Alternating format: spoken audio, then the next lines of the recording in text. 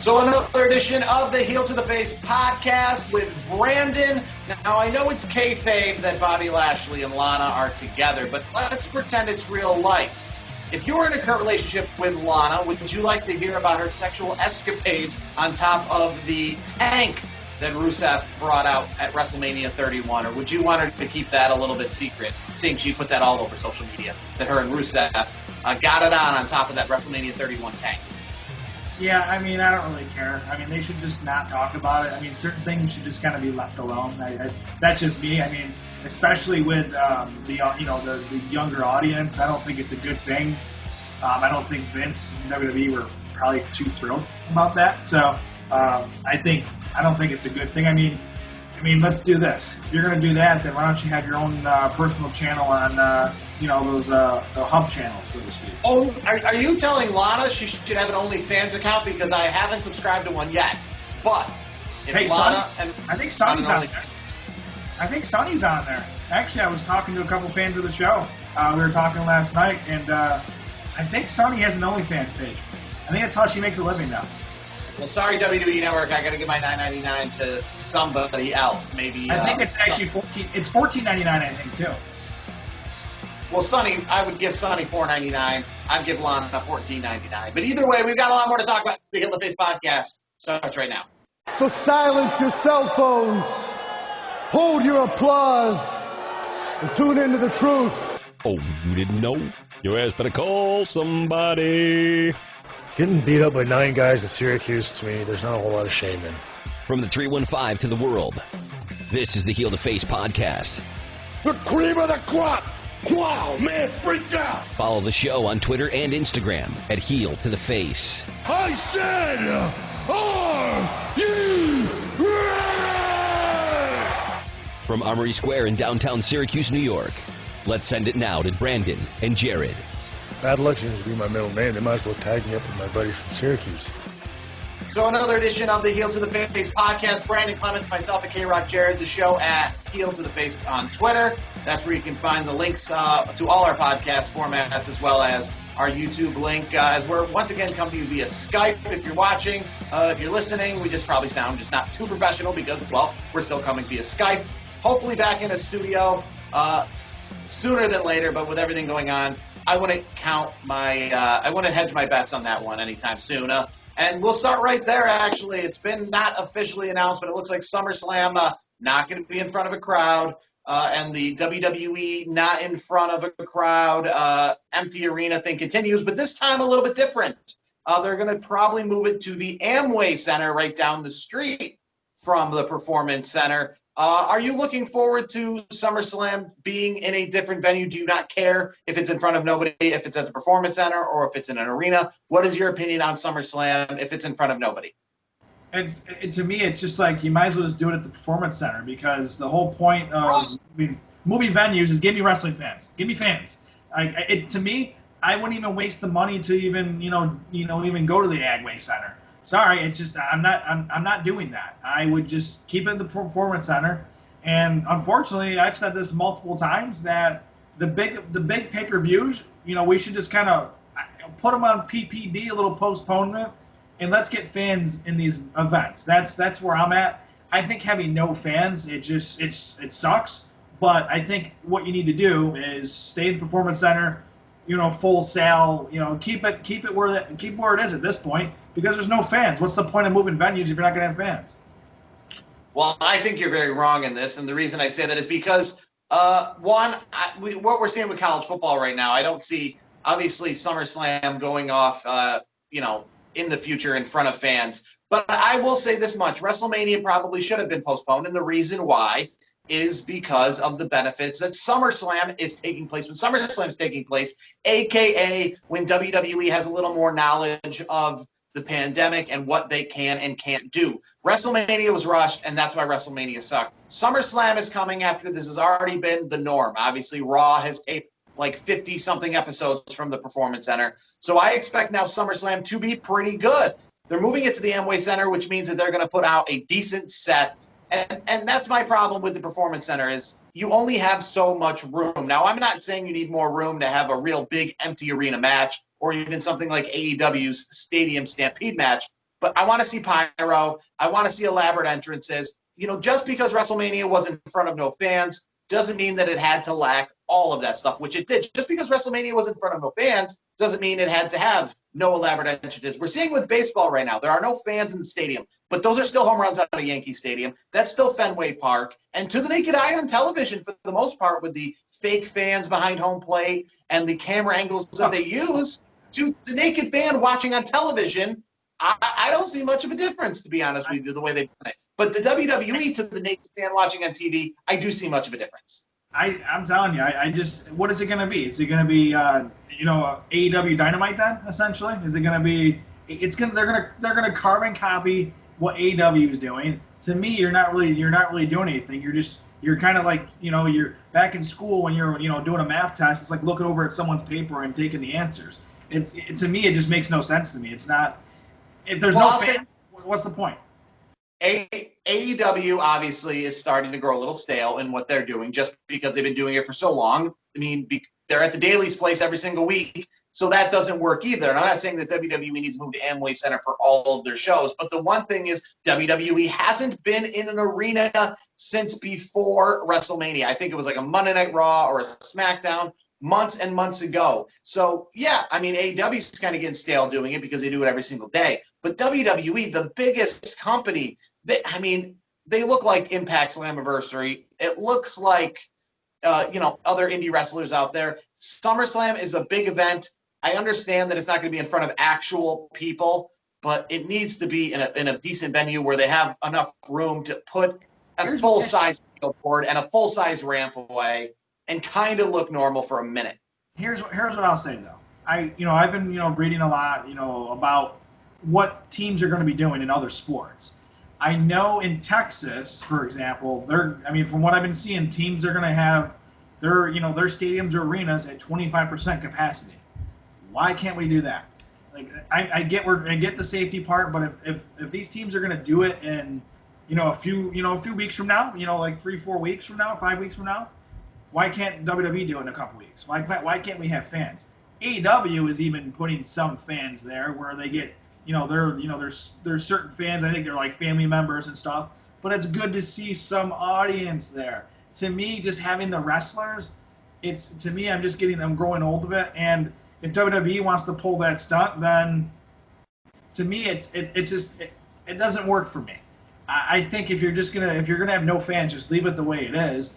And why don't we just save the big pay-per-views once again for fans? It doesn't have to be a full audience. Like, I'm not expecting that at this point with everything going on. But 25% of the fans, I'll take that over 0 fans any day of the week. That's just my take on it. Probably still be some talent and stuff.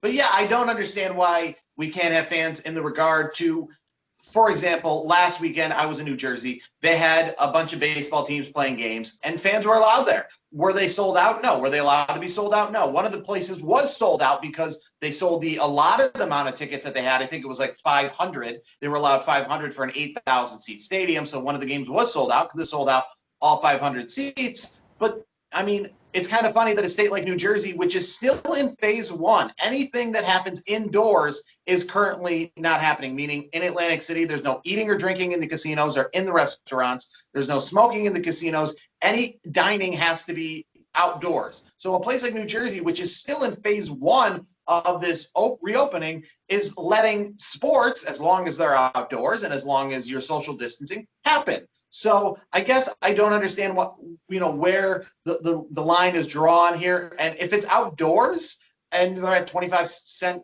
capacity, I mean, I feel like, yeah, they could probably have it at the Citrus Bowl or, a baseball stadium or something like that where, they could have fans. I don't know why they don't at this time. I think WWE probably it's kind of funny. They want to be the first in a lot of places. And I think Vince McMahon really wanted to be one of the first to have fans. But at the same time, I think some higher ups should probably tell Vince, this is not the first you want to be. You don't want to be the first person to welcome fans. You don't want to be that picture of that crowded school hallway. You don't want that to be, your footprint. You want to be the first when it comes to a lot of, proud accomplishments, but you don't want to be on the news of like wrestling, is already considered to a lot of people a bottom-feeding kind of sports entertainment. You don't want to be that redneck-looking thing where you let all these fans in a stadium and then people get sick.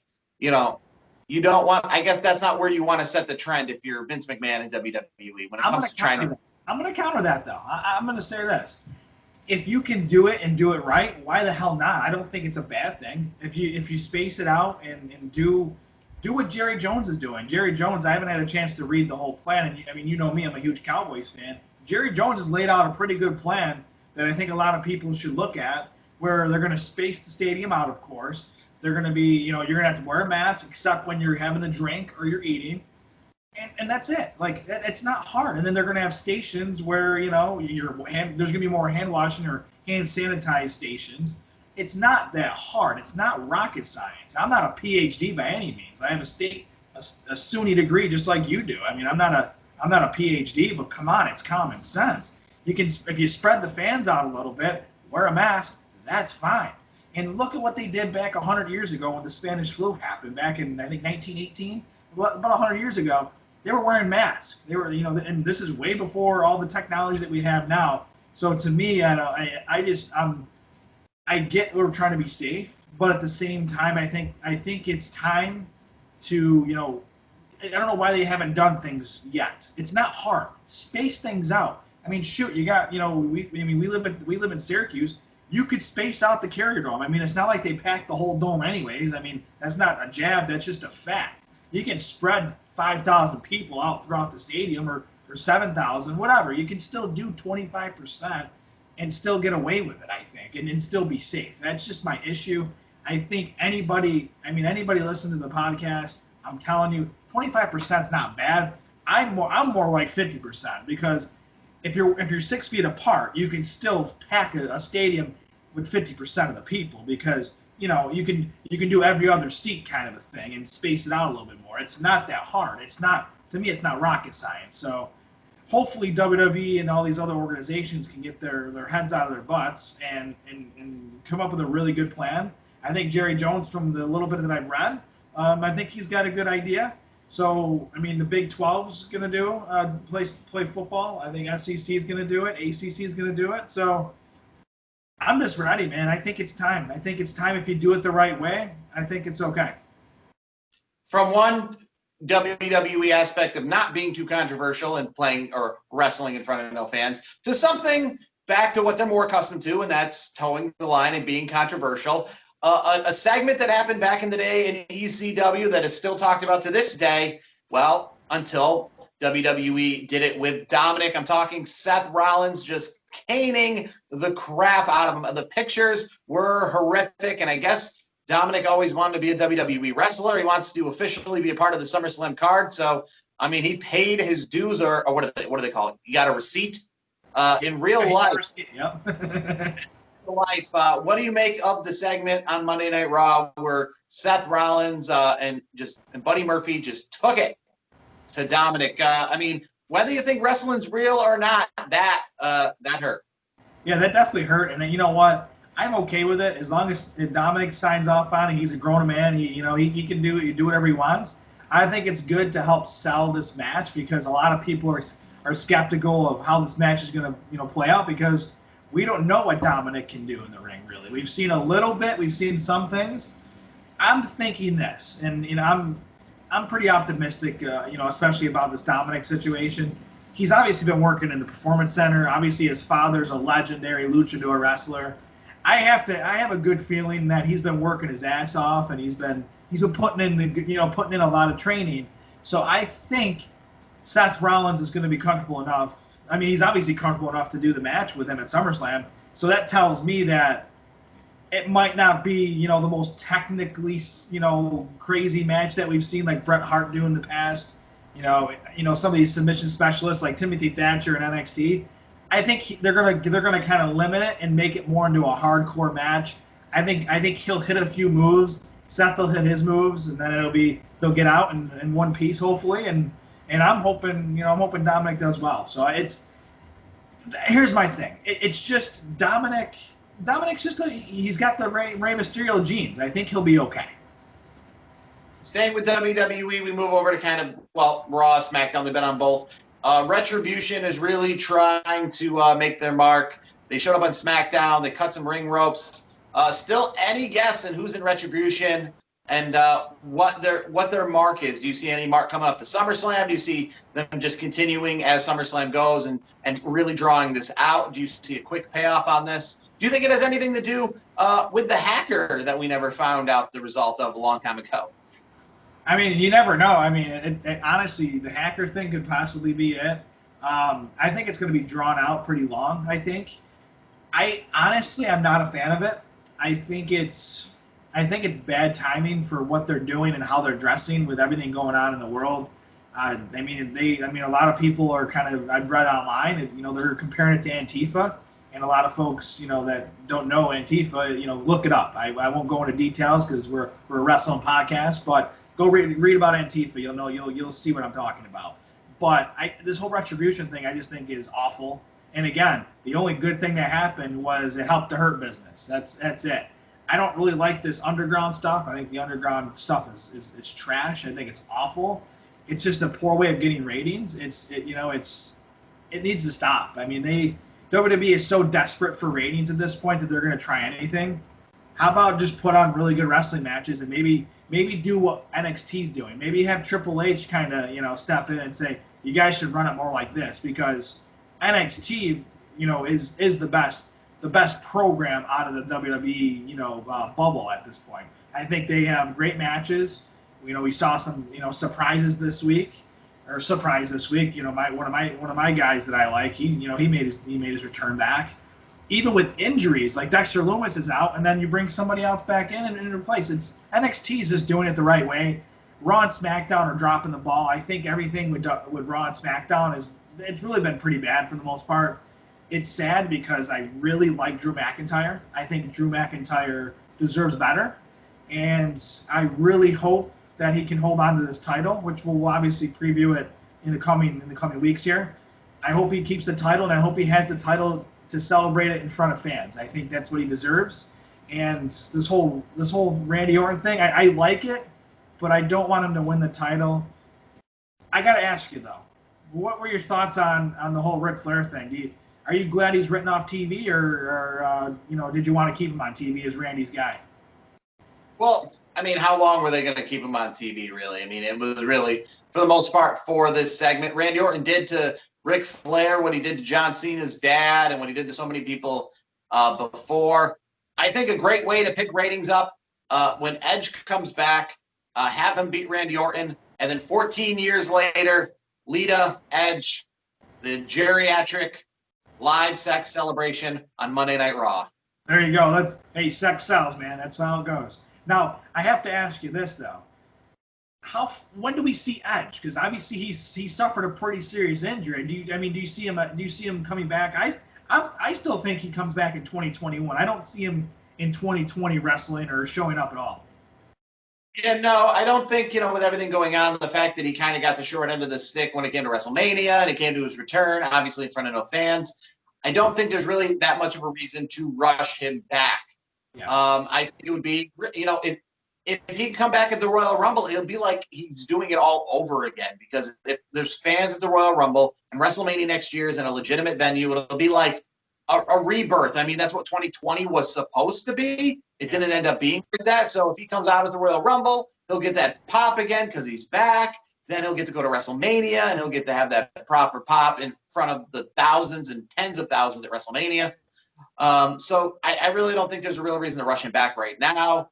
Who knows? Maybe he'll face Brock Lesnar when Brock Lesnar feels like coming back, when there's money and fans to be had as well. I know you'd hate to see that. Yeah, I don't want to see that. I don't like Brock Lesnar. I think the one of the great things that's happened with this whole pandemic in the wrestling world is no Brock Lesnar and no 10-second matches or 30-second matches. So that's, if I can take one positive out of the pandemic in the wrestling spectrum, in the wrestling world, no Brock Lesnar. That makes me happy. I just don't want him. I don't want him around. Summerslam that he is not main eventing in 6 years. He main evented all the last 6 SummerSlams and 7 of the last 8 SummerSlams Brock Lesnar was in the main event. This is the first one in almost a decade.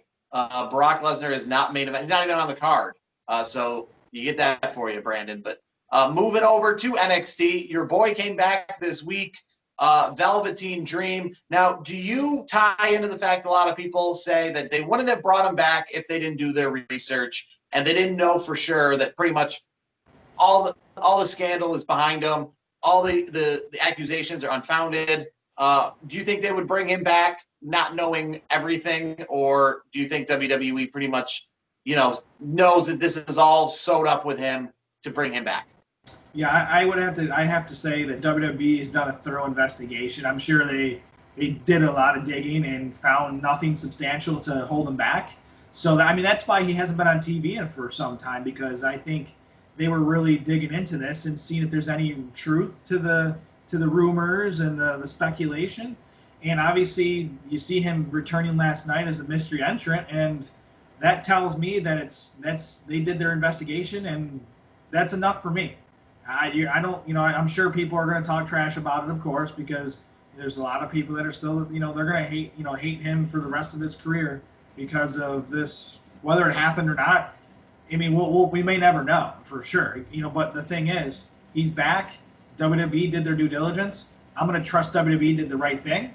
And I'm ready to support Velveteen Dream, and I hope he gets pushed, and I hope he gets to pick up where he left off. So moving over to AEW, the biggest acquisition in my eyes that they've had since they started, not Tyson, not Jericho, not Matt Hardy, Mike Chioda showed up on AEW. Mike Chioda. Chioda. Did I pronounce Mike Chioda like the Linkin Park rapper Mike Chioda? I think I did. You messed it up, man. He's been in the business for over 30 years. Come on, get his name right, man. I guess because again, you have Chioda, the guy from Linkin Park, who's pretty much the main guy of Linkin Park right now, if they were to exist, obviously without Chester Bennington. So I guess Chioda. I know the guy. It wasn't this. I'm not reading this up. Let me stop you there. Not Triple H. Chris Jericho. Excuse me. Now you got me messing up. Chris Jericho calls him Kiki. What'd you get on that? Kiki. Well, he's probably not too happy with him, obviously, for the fact that Orange Cassidy picked up the win over Chris Jericho in AEW. So Orange Cassidy called him Mike Cassidy. Orange Cassidy didn't have to pay for that suit. But we also saw Chioda with the fact that there was a new TNT championship finally revealed with the gold.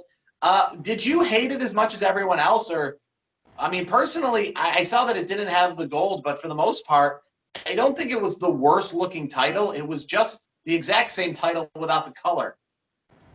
Here's the thing. I'm not that upset about it. I don't know why people get all fired up. It's a freaking belt. It looks fine. I don't know what people are expecting. If it was the main belt, I would understand. But this is supposed to be, their TV title, their Intercontinental title. It looked fine. It looked fine to me. I don't know why people are getting all bent out of shape. It's people just bitching and moaning on social media because they have nothing else to do but complain about things that don't really matter. The belt looks fine to me, and I continue with it the way it is. It's not the main belt. You're right. It's not the main belt. If it was the main belt, maybe there's a little bit of a gripe, but it's the next tier down belt. So who cares? People get over it. It's not a big deal. Did you like this week seeing your boy MJF Joe, I like to call him, or Samoa JF, doing a mock of when he was part of Samoa Joe's security detail years ago at NXT TakeOver? MJF, he's looking strong. He's willing to poke fun at himself and show just how far he has grown since his days in the security detail of NXT to challenging Jon Moxley. Are you looking forward to that championship match? I absolutely am. I think he's been the most must-see part of AEW lately. I think everything that he's been doing, whether it's on the mic, competitively in the ring, he's doing it all. He's doing a fantastic job. He's money. He's right now he's the guy, and I think he needs to be the champion. I really do. I think he needs to be the champion. It would be good for AEW to put a title on him, especially the main title. I'm happy. I think MJF is just doing a fantastic job, and his promos are great. All the segments he does are money. The matches he does, fantastic. It's going to be a barn burner between him and Mox. I'm so excited. I can't wait to see it.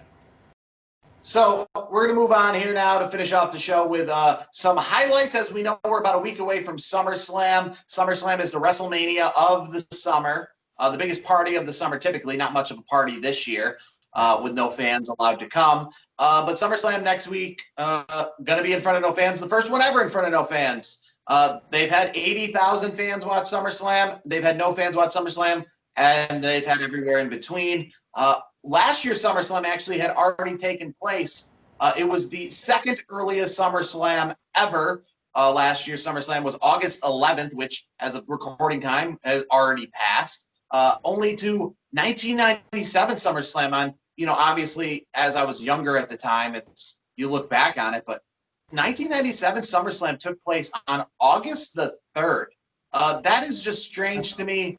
I obviously I wasn't a hardcore fan like I am now at the time. So I guess, at the time it didn't seem weird. But looking back on it, thinking, yeah, August the 3rd for a wrestling pay-per-view, because we're typically used to all the pay-per-views being at the ends of the month. And the only ones that be at the beginning of the month are WrestleMania. And that's because it's coming off of a month where there was no pay-per-view. So it's pretty much a full month. And then it's like April 1st, April 2nd, after being, no pay-per-view for what is supposed to be a full month. But there was a pay-per-view in July. I think it was like July 20th.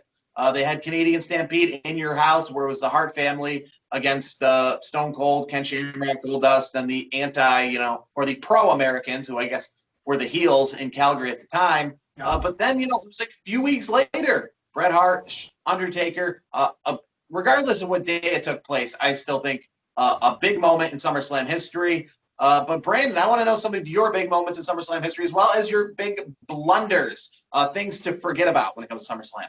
All right, you gave me some homework. I got a text. I looked at my phone about 6 a.m. and I got homework from Jared, and he says, "Hey, let's talk SummerSlam moments." So I did some thinking today. I had a few moments, and there's two moments I couldn't come down to one as my favorite SummerSlam moments, so to speak. And actually, one of them is really interesting because it kind of comes full circle nowadays, if you know what I'm saying. It involved Dominic Mysterio when he was a very young lad with Eddie Guerrero and his father Ray in that great match. That was a classic match. And you see him with his bleach blonde hair getting, he got to see his Ray is his father, the whole deal there. And the funny part is Vicky Guerrero was the one who helped secure that win for the Mysterio family. So that's one. She was late. The highlight of that SummerSlam to me, or the highlight of that match, is when Eddie Guerrero is screaming, "Where the F is Vicky?" Because she missed her spot to come out. But I do remember that. First ever pay-per-view I attended was the month prior to that, when Eddie Guerrero faced Rey Mysterio at the Great American Bash. And if Eddie Guerrero won, in Rochester on SmackDown that week, he was going to reveal a secret, the secret being, "I'm your poppy." Yeah, what's funny? I did see somebody in the new WWE wrestling universe, at the Performance Center wearing the "I'm your poppy." So that was cool. I did see that. So it's good to see those T-shirts getting back out there. The other match that was, I would say consider a highlight, first TLC match. That would be obviously our boys Edge and Christian.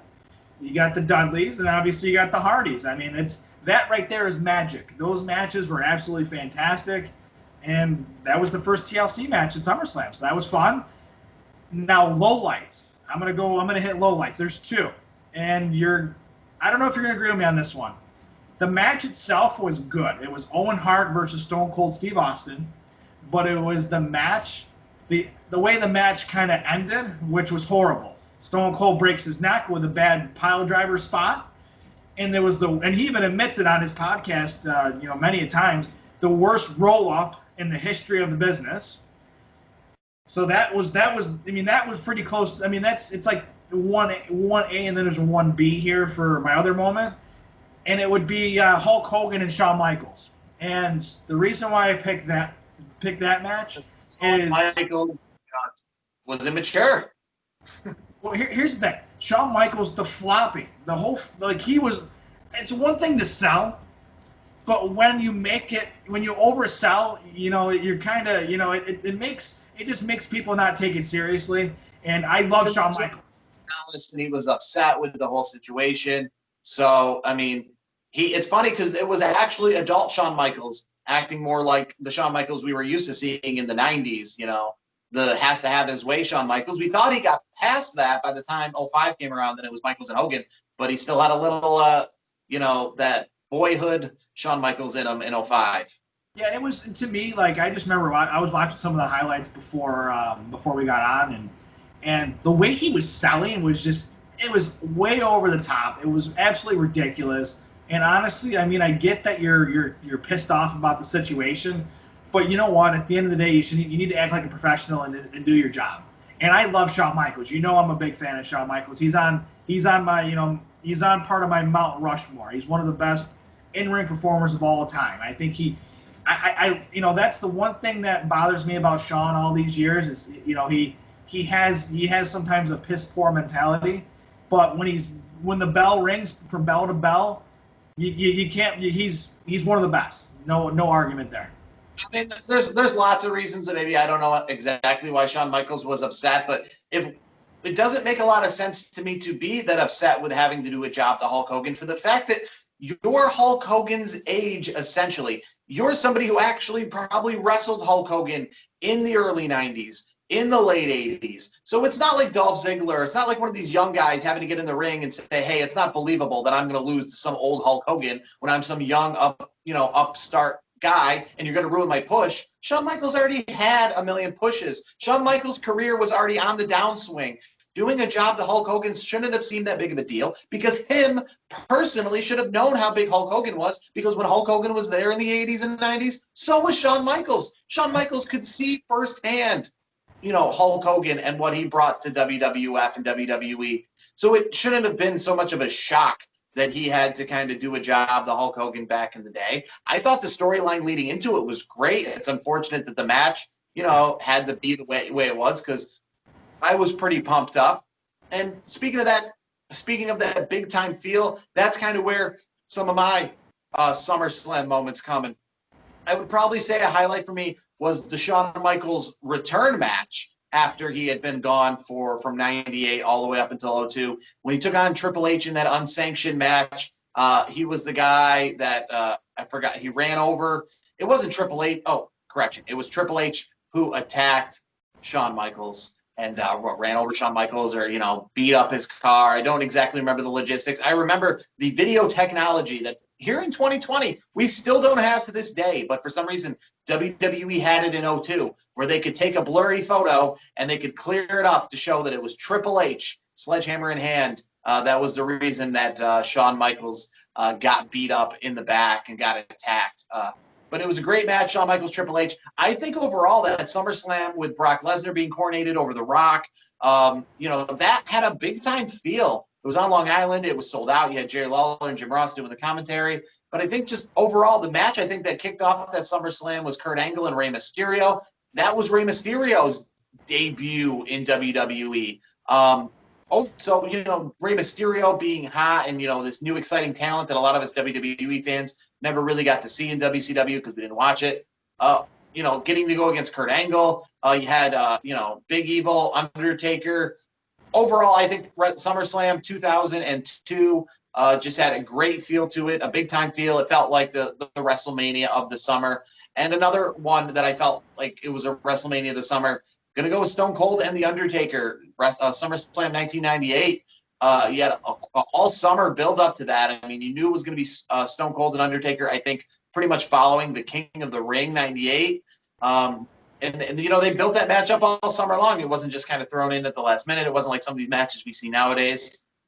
We knew it was coming even with Fully Loaded before. They did the thing where Undertaker and Stone Cold had to team up and take on Kane and Mankind. And could they coexist together before their big match at SummerSlam? MSG, you had Triple H and The Rock in an Intercontinental ladder match. Overall, I think those two pay-per-views right there are what, to me, made SummerSlam really feel big time. Now, I'll ask you this. If you were to pick a SummerSlam logo, because, WrestleMania is WWE is trying to make this SummerSlam, feel as big as they can, and really trying to, do some things that, they're moving to the Amway Center. They're not just going to move to the Amway Center and put in the Performance Center entranceway and do it basic. They're gonna really take advantage of this opportunity. Now, if they were to change the SummerSlam logo, of these two logos, which would you prefer? Now, SummerSlam, in my eyes, has had three main logos. They've had a few random logos in there, like SummerSlam 99 had this weird, just basic logo for the SummerSlam that was in Minnesota with Jesse Ventura. But the three main logos are the original one with the underlining, with the light blue background and the orange SummerSlam. The logo that debuted, I think, in 2000 and went until about 2008 with the teal turquoise S's that were kind of like boomerangs. You'd see them kind of like slide back and forth. And then the current logo they have now, which is like got the star behind SummerSlam with like the exclamation point. If you were to pick of the two older logos, the one from the TLC match that you mentioned with the boomerang and the more teal and neon colored S's, or the original SummerSlam with the solid SummerSlam with the big S's and the underneath and the bold lettering underneath it, which SummerSlam logo would you pick for this year? I gotta go with throwback, man. I love that logo where it's I think the one you're talking about, it's the orange SummerSlam with the blue background, right? Yes. Okay. That's the one I would go with. I mean, that's the original. I mean, I think that's the cool one. If I had to buy a T-shirt, I'm gonna go this way because I know we both rep some merch every time we're on here. I would rock that SummerSlam shirt all day long, the throwback shirt. I'm just a throwback guy. I mean, I'll take that over any of them. To me, it's timeless. I think it's cool to go back to throwbacks. I think throwbacks are fun. I mean, we saw the Great American Bash. I mean, we saw Within Your House. So WWE's been using these throwbacks for NXT. I'll be curious if to try to get some ratings up, they'll try to throw in for the main roster. I mean, for something like SummerSlam or Survivor Series coming up, if they'll throw one of these old logos out there. Personally, I don't necessarily love the boomerang logo so much as just the time. That's when I originally started becoming a wrestling fan. It wasn't in the early 90s, late 80s. It was more or less in the late 90s, early 2000s. So it makes me think of the SummerSlam where it was like Rock, Kurt Angle, Triple H in the main event. Makes me think of the SummerSlam that I just mentioned with Rock and Brock Lesnar main eventing. It makes me think of that TLC match. It makes me even think of, SummerSlams a few years later that we talked about with Rey Mysterio and Kurt Angle, or Rey Mysterio and Eddie Guerrero, those SummerSlams. So it kind of just harkens back to when I, really was solidified as a wrestling fan. When seeing those boomerang-looking logos wasn't my favorite at the time, but that was the SummerSlam logo I kind of, as a wrestling fan, grew up on. I'll give you that. I mean, that's the same time frame as where I was really, ingrained as a big wrestling fan. Like, that's really that little era where the boomerangs. It does bring back some fond memories. Jumping off of that tall Titantron onto Steve Blackman in that match in SummerSlam 2000 where he climbed all the way. And it was like one of the first times we saw Shane McMahon do one of those crazy stunts. I mean, we've seen him jump off the top rope onto the announce table, but I've never seen Shane McMahon do anything like that up until that time. I've never seen really anyone do anything like that up until that time. And with that SummerSlam logo right there and Shane McMahon, doing the crucifix, praying to God as he jumped off the entranceway, just brings back some memories. If you go back and you watch some of his matches or some of his, I would say more of his like daredevil moments, he does, I believe, if you go back, I believe the majority of the time or all the time, he does do a little bit of prayer before he does his crazy stunt. I think I want to say that's spot on because I think that's part of what he does. He'll like say a prayer and be like, oh, all right, here we go, and just jump. Because he's not like a trained wrestler. That's his gimmick. He's, doing a stunt. You know what I mean? It's not part of his stick to just jump on the top rope and do a backflip onto the announce table. It's kind of what crazy jackassy thing is Shane McMahon going to do now? And that's why we pretty much tune in to watch Shane McMahon for the most part. It's not for his collar and elbow tie-ups. Well, here's the thing. Exactly. Here's the thing. Who doesn't like coast to coast with the chair? You know what I mean? Like that. When I get it, even years later, it goes, I remember watching him do coast to coast many years ago, And then when he did it, in his most recent tenure in WWE, I got excited because I was like, shit, is he actually going to hit it? And he did, and Shane McMahon, that's what he's good for. He's good for a good spot or two. Well, before he fell off the entranceway at Backlash, where he was actually, I think that was the one where he actually fell off. He was coaxed. I think he was hit with the kendo sticks, if I'm not mistaken. It was. Yeah.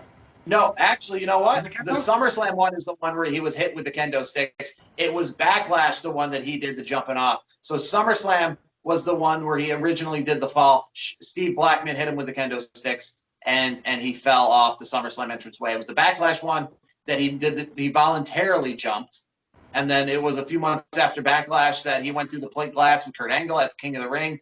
That was a fun time if you were a fan of WWE, watching Shane McMahon see what he was going to do next. From WrestleMania 17 against his dad to his match against Kurt Angle, Shane McMahon definitely impressed. So, and that's part of the reason why I'm a wrestling fan to this day. Not saying specifically Shane McMahon, but just stuff like that. That SummerSlam right there, you're looking at SummerSlam 2000. Shane McMahon does the stunt. Kurt Angle, The Rock, Triple H, all at the top of the game.